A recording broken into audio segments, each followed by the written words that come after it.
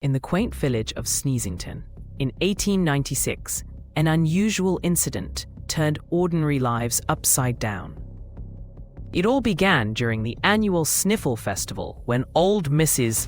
Clutchbottom, notorious for her epic sneezes, let one rip. Imagine villagers dressed as sneezers with cotton fluff, nosebands, and exaggerated expressions as they all erupted in a symphony of snorts and wheezes.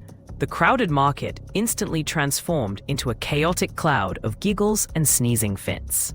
Young Timmy, who tried to stifle his sneezes, ended up launching a chicken into the air, causing it to dive bomb into the local bakery. Bread rolls flew like frisbees, and Sneezington was soon a land of laughter and confusion.